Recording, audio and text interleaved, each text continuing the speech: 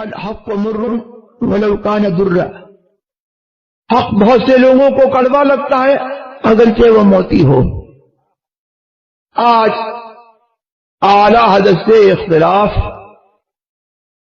یہ اس دور کا المیہ ہے۔ 20-30 برس میں 15 برس میں ہندوستان میں تو کم سے کم جہاں تک میری دانست کا اور میرے علم کا جہاں تک میں جانتا ہوں، کوئی ایسا شخص نہیں تھا کہ اعلی حضرت سے اختلاف کی بات کرتا ہو۔ پاکستان میں کچھ لوگ تھے وہ دبے تھے، لیکن اب یہ نعرہ کہیں کہیں اور یہ بات کہیں کہیں اختلاف کی سنائی پڑتی ہے۔ مسلک اعلی حضرت کی تشریح آپ سن چکے، اور مسلک اعلی حضرت نے حق و باطل کا امتیاز بڑی چیز ہے، اور مسلک اعلی حضرت نے اپنی زندگی بھر اپنی کتابوں سے، اپنے فتاوی سے اور اپنے کردار سے یہ بتایا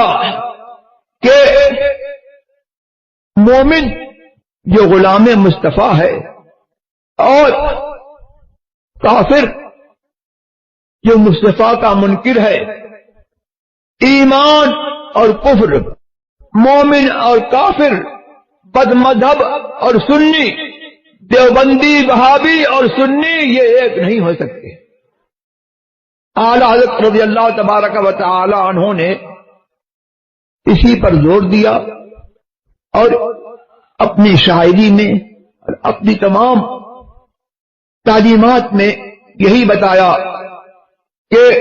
سنی اور غیر سنی کا اتحاد نہیں ہو سکتا ہے۔ آج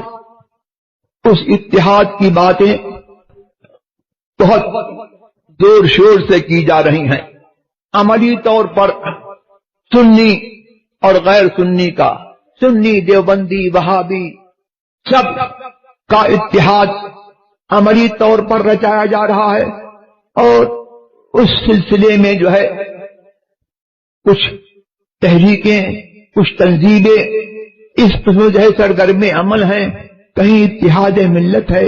کہیں علماء کونسل ہے، اور کہیں یہ نعرہ ہے کہ لا سنیہ ولا شیعیہ اسلامیہ، اور مسلک اعلی حضرت کا دم بھرنے والے کچھ لوگ ان نعروں میں بھی شریک ہوتے ہیں